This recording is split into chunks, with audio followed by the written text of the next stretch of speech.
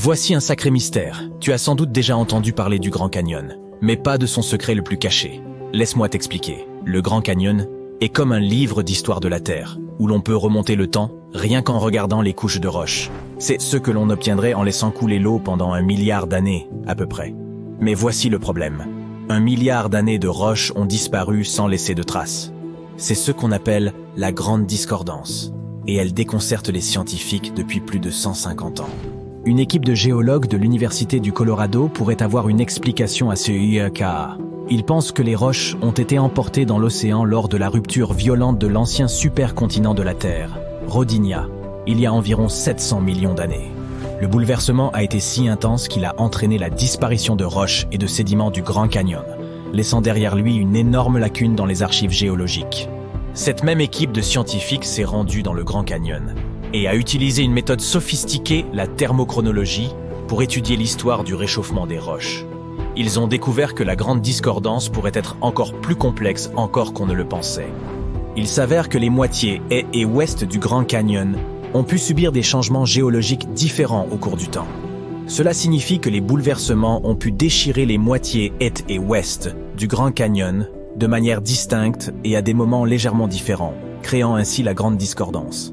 Les découvertes de l'équipe aident à reconstituer ce qui s'est passé pendant cette période critique pour le Grand Canyon et d'autres sites nord-américains qui ont connu des périodes similaires de perte de temps. Bien sûr, certaines pièces du puzzle manquent encore, mais le mystère de la Grande Discordance pourrait enfin être résolu grâce au travail acharné des géologues. Ce n'est pas la seule particularité du Grand Canyon. Mère Nature s'est surpassée. Si tu prévois de visiter ce lieu mythique, il y a une chose que tu ne dois absolument pas oublier. Plusieurs couches de vêtements. Crois-moi, c'est comme jouer à la loterie des températures là-bas. Tu peux commencer par te sentir comme dans le désert du Sahara en bas, et finir par grelotter comme un pingouin en haut. L'altitude du canyon varie de 600 à 2400 mètres. Cela fait beaucoup d'escalade. Le Grand Canyon abrite également plus de 1000 grottes, un véritable paradis souterrain qui attend d'être exploré. Seules 335 d'entre elles ont été documentées, et encore moins ont été entièrement cartographiées, explorées ou inventoriées. Si tu souhaites expérimenter la vie dans les grottes sans faire de spéléologie ni ramper dans le noir, tu peux réserver la Cavern Suite, située dans la Cave of the Domes sur Horseshoe Mesa. Il s'agit de la seule grotte ouverte aux visiteurs. Après, il est 6h30, heure de fermeture du parc. Tu pourras avoir la grotte pour toi tout seul. Aucun autre touriste ne viendra perturber tes selfies dans la grotte. De plus, tu pourras profiter de 2 lits douillets et d'un plafond voûté de 21 mètres de haut. C'est comme si tu avais ton propre palais souterrain. Vivre dans une grotte peut être difficile, c'est pourquoi un assistant sera posté à proximité pour t'apporter de la nourriture et tout ce dont tu aurais besoin pour rendre ce séjour aussi confortable que possible. Oublions les chauves-souris. Je plaisante. Le village de Supai est l'un de ces joyaux cachés, nichés près du Grand Canyon. Même la plupart des Américains ne le connaissent pas. Avec une population de seulement 208 personnes, c'est l'endroit idéal pour s'éloigner de l'agitation de la vie urbaine et embrasser une vie de solitude. L'endroit est tellement isolé qu'ils reçoivent leur courrier à dos de mule. Et figure-toi qu'il n'y a même pas de voiture dans la communauté. Il y a un type de roche trouvé dans le Grand Canyon qui a un âge impressionnant de 1,75 milliard d'années. C'est presque la moitié de l'âge de la planète entière. Avant que tu ne commences à t'endormir en entendant parler de roches anciennes, laisse-moi te dire pourquoi c'est super intéressant. L'étude de cette roche pourrait nous donner un aperçu de ce qu'était la vie sur Terre à l'époque. Pense aux créatures préhistoriques, aux plantes exotiques et à un paysage qui semble tout droit sorti d'un film de science-fiction. Non, je n'y étais pas.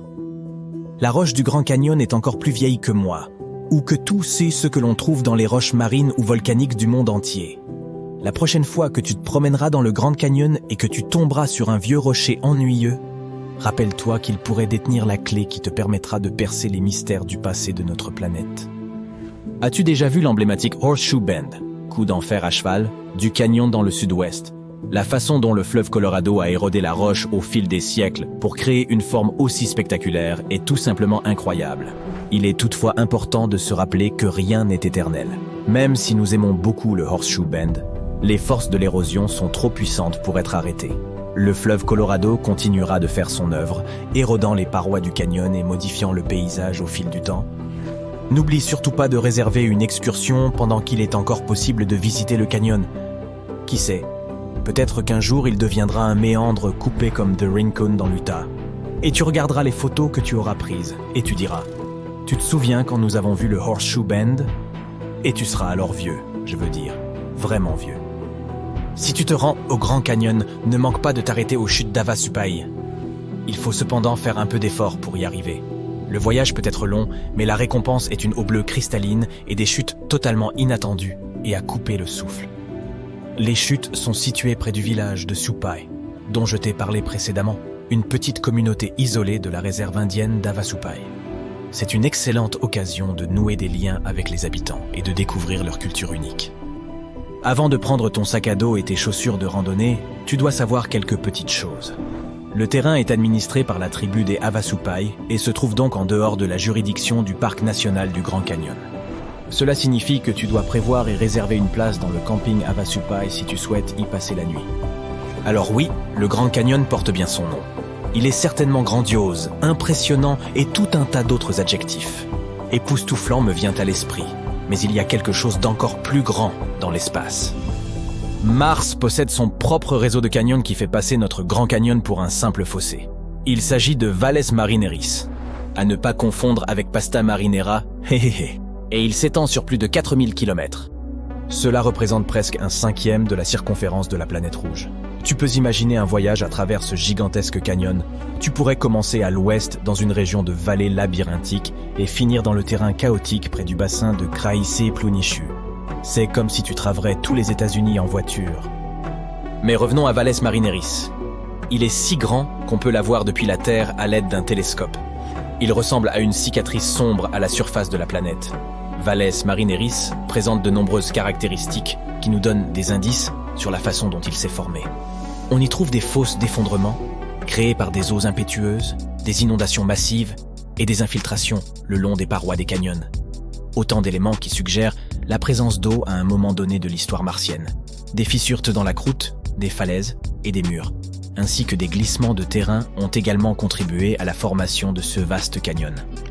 Les scientifiques ont proposé diverses théories sur la formation de Valles Marineris. Certains ont suggéré que l'érosion au cours d'un passé riche en eau ou le retrait du magma souterrain étaient des possibilités précoces. Aujourd'hui, la plupart des scientifiques pensent que la formation de la région de Tharsis a pu contribuer à celle du canyon. Ce coin contient plusieurs grands volcans qui éclipsent ceux que l'on trouve sur Terre, dont Olympus Mons. Lorsque la roche en fusion a traversé la région volcanique pour former ces volcans monstrueux il y a 3,5 milliards d'années, la croûte s'est soulevée. Bah, tu m'étonnes. La tension a fissuré la croûte, provoquant de grandes failles et des fractures à la surface de la planète. Ces fractures, qui se sont agrandies au fil du temps, ont donné naissance à l'énorme réseau de canyons. Valles Marineris n'est pas seulement un immense canyon, c'est aussi le siège d'une poignée de volcans. Ils ne sont peut-être pas aussi grands que l'Olympus Mons, mais ils sont tout de même très intéressants. Ces cônes volcaniques n'ont que 200 à 400 millions d'années, ce qui n'était qu'un enfant, comparé au volcanisme martien qui s'est produit il y a environ 3,5 milliards d'années. Enfin, si vous avez sommeil en pensant à tous ces canyons, ce n'est pas grave, tu peux bâiller, je suis sûr que tu n'en resteras pas moins. Canyon.